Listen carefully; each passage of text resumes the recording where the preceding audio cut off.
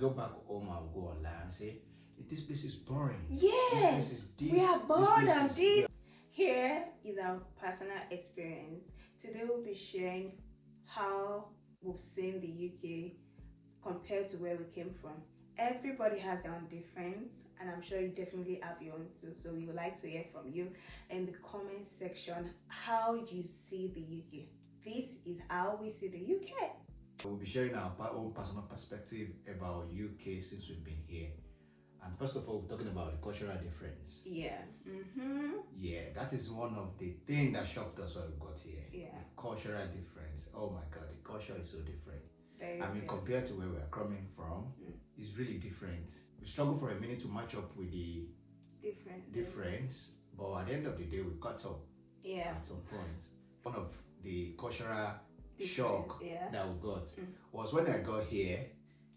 Everybody around here calls themselves by name, no matter the age difference. Yeah, but where we come from, we tend to respect. It's really different. Yeah, we tend to respect. Not tend, say we respect our elders a lot. We respect our elders a lot. We prostrate to greet them. We use sirs and mas. Yeah. And for the first 6 months when I got here, that was really difficult for me. I remember at work, I wouldn't be able to address my boss by his name because everybody calls themselves by name. And this guy is like, I know he's almost 10-20 years older than me. I wouldn't be able to mention his name. I would just call him by sir or something, and everybody then you get to them when you say sir. Yeah, they look at you and be like, why? Don't be like that. But they don't understand the fact that where we come from is a normal thing to respect. Yeah, it's been in us for years, so just get it out. Yeah, so, and I'm sure most people that come from Africa find this same challenge when they first came here. That's one of the things we found out here. Another thing concerning the cultural difference is how kids refer to elderly ones. Because I remember I was at the bus station one day and there's this old man that was trying to tell these young boys, stay off the road and all of that. The response was, oh my God, it didn't sit well with me. I was just there looking and just smiling because I know back home, oh my God, you would have gotten a smart. So it's just the way they relate to each other. So that's a cultural shock for me. I know there are some extra things too. The kids like to dress up like adults. More than adults. They tend to dress up like adults. They want to do the things that adults do. Like slow down. And you can see it on them that they are still very young. Yeah. Like you still have a long way to go to do all of these things, but they want to jump right into it. I mean, that's time they should just enjoy. Yeah, that kind of thing exists everywhere in the world. Yeah, I know. Teenagers wants to be adults, right? Children wants to be adults, they can but then help them but here you have the cultural right difference, to right? Basically, you have the right to do whatever you freedom. Freedom is just it. Right to do whatever you want to do. You have freedom here to do. Not whatever you want to do, obviously. I mean, if you commit a crime, you will be. Yeah, I know, but there's a lot of freedom here. Whatever you do, you get the consequences anyways. Yeah, of course. But for where we come from, you get scolding. Our parents scold us a lot. They scold us with words, they scold us with actions, they scold us with a whole lot of things. And those kind of scoldings are the things that brought us to where we are today, to be honest.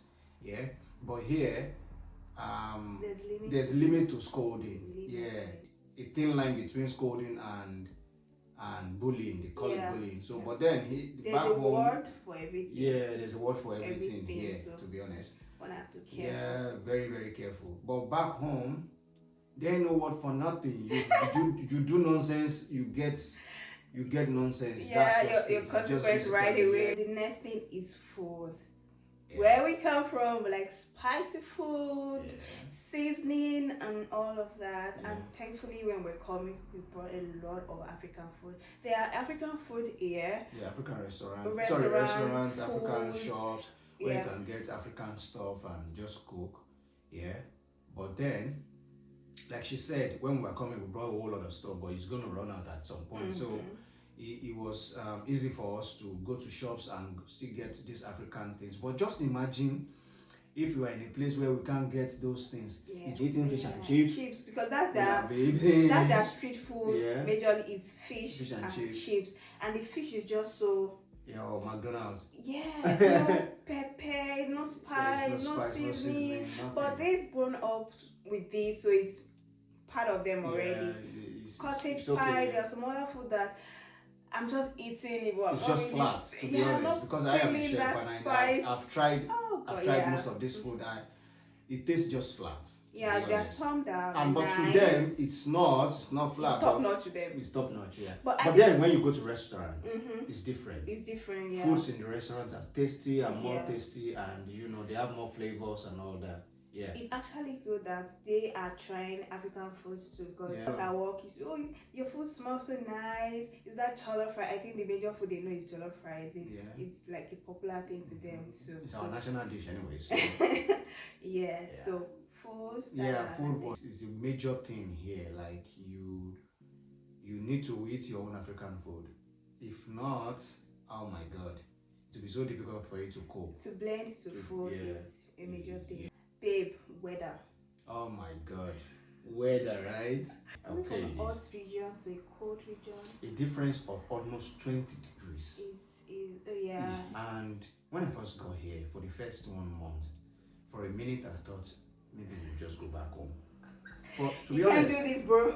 I can't do this. Like it was too cold. Just move from heated house to heated cars, and heated restaurants, heated workplace, and all of that. God, you just have to dress, level up your dressing, layers of clothing, and you wear a sweater, you wear an inner, you wear a puffer, you wear tama wear. Most times I wear 2 pants when I'm going out. With your tama wear. Yeah, with oh my God. Jacket and all of that. Yeah. So over time, you've but there blended is summer. In now. Yeah, it's different in summer. Yeah. But still. Summer is still cold to me. It's still cold because when the highest it has ever been in summer, the highest I've ever been in summer here is like 25, 28.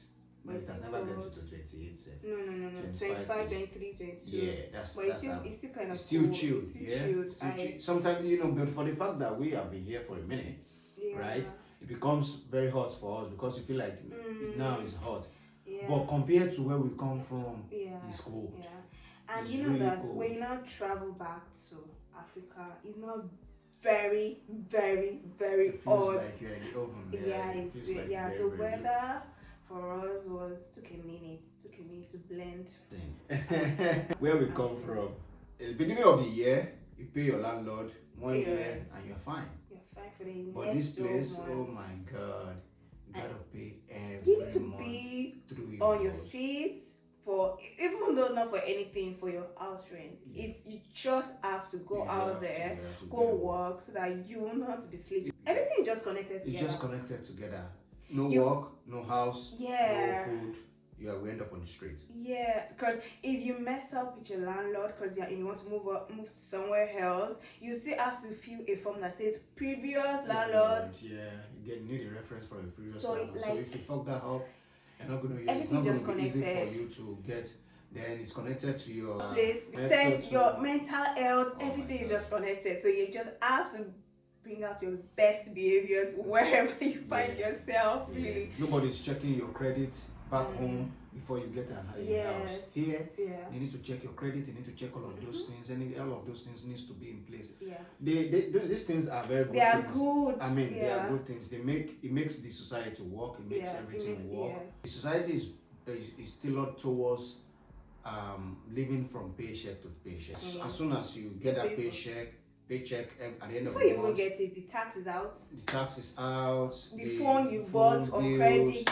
Everything is your light bill, the water bill, your rent, everything is going out. So you just have to make do with what is left. Wisely, basically. At the end of the day, you have like maybe 10-20% of your salary left. To calculate properly in every step, every decision you're making. Next thing for me is people and lifestyle. This one for me is really deep. Also. Okay, for people, like I'm African, and if I meet a fellow African out there, even though I don't know you before, you tend to make eye contact. Yeah, and say hello. Yeah.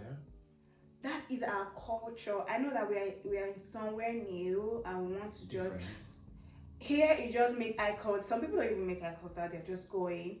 That's their culture. Yeah, minimal smile and just move on. And you know what's funny? Most of we Africans that are in this country, we go back home and go online and say, this place is boring. Yes, we are bored of this. But you meet a fellow African out there. When you go outside, you put your face up and like, I can't remember. People try to say hi to you and you just throw your face away. Something happened to me at the train station. I think I've told you this before. I met a lady, beautiful. She's African. She was even speaking my language, and I didn't know she was on call. Your local language. My local language. And I woke up to say hello, smiling, and she just hello. I'm on the call. Oops. And this place is not like somebody just woke up to you begging for one thing or the other. I've not seen that before. So for me to come to you to say hello. Maybe you were even lost. You wanted to ask for. That would have been the case. Like, you wanted to ask just for hello, I'm on the call and all that. I'm just like, yeah. No, it's not nice. It's not appropriate. Then we come online. Some people come online crying, I'm bored, I'm lonely. But you meet people out there, you can't even say hi. Then you see people are gatekeeping information. I know some people even do that. Some African people do that, which is not nice. You see other people that are not Africans share information really. Yeah, for me, I feel like the lifestyle here is so different. Mm-hmm. Back home, when you're coming back from work, there are a lot of places where you can just branch go and chill, have a glass of beer. I mean, there are pubs here, mm-hmm. so you can still do the same. But that place is different. Here, everybody is locked up in their house. Yeah. They are in their space. When you go out of the house, you are going to work. When you're done from work, you go back. So you just like work, house, work, like from your house to work, and just that. Oh, you want to circle, go get groceries and stuff like that. And all of that. Yeah. There's no much social life, let's just put it like that. Yeah. Except once in a while, maybe you and your friends you go out, say, let's go have a glass of wine. You know, you are even determined, because some people will be like, oh, I have all these days, so you need to look at somebody's schedule with yours to plan it properly. That is it. For me, really, for people and lifestyle, I just feel like make conscious effort to just meet people out there. Yeah. They'll become friends to family, and they might have that information you really, really desire. So I think churches, when you go to some churches, you blend up, you have a lot of people too. That's a good one to meet people. Business, like I said before, it is a society that is built on debt. Right? You have to live on debt basically. From if you want to buy a car, buy a house, everything has to be on debt. You have to. That's how the thing is built. That's how the society is built. Yes. When it comes to business, you have to borrow money from the bank. Yeah. And do your business, so and credit score, all of that. It has to be on credit. Everything is just basically on credit. I won't say it's difficult to have a business here. There's a chance. It's difficult to keep up with the laws. Yeah. With the laws, regulations. It's open to have a business is open for everybody. For example, now back home, you can just open a shop in front of your house and start something. Yeah. But here there are a whole lot of regulations that have been put in place. We can't default on these regulations. So before you start your business, you have to know about all of these regulations that have been put in place.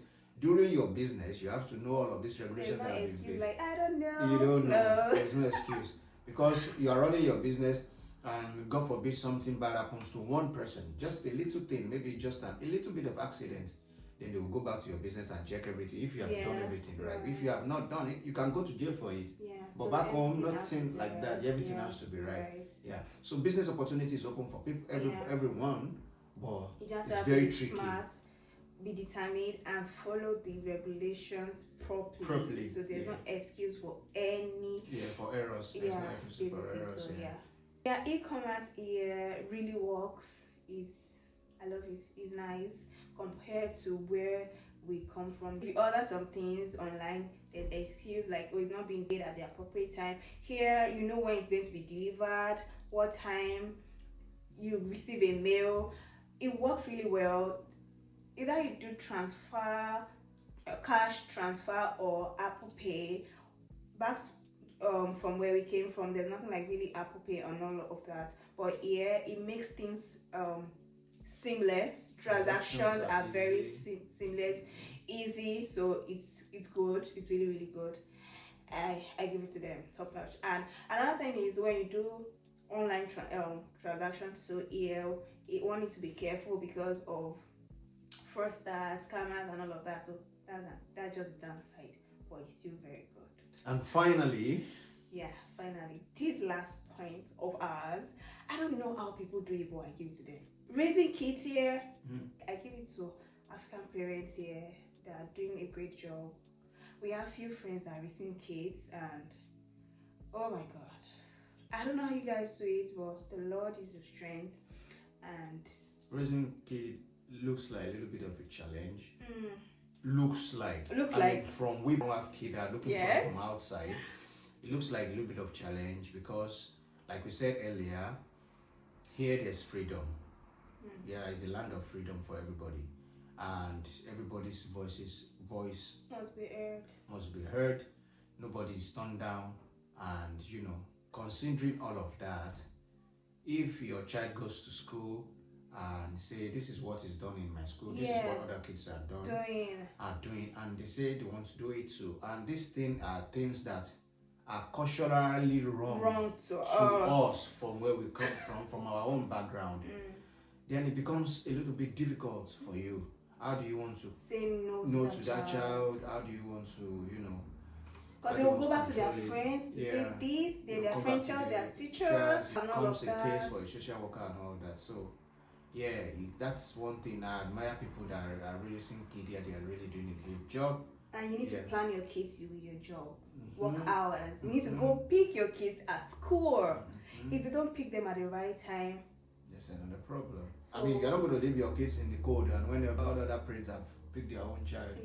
So back home now, I know. Your children have to still go to school. And you have to pick them up, or they find their way back home, or you ask someone to go pick them up. But you have to go and pick them. You have to be available for them. School buses. Maybe, but I think it's rare. If your child is playing football, you have to make yourself available to come watch the match and all of that. Those kind of things are essential. It's good, really. Essential for the child. Bond. Those are things that are plus side, to be honest. Those are plus side here. And so a few things are on the negatives here, like children that are not up to 18, they have kids vaping, kissing each other on the road, and so they see those things as normal things. And for us, you are vaping. You are whining.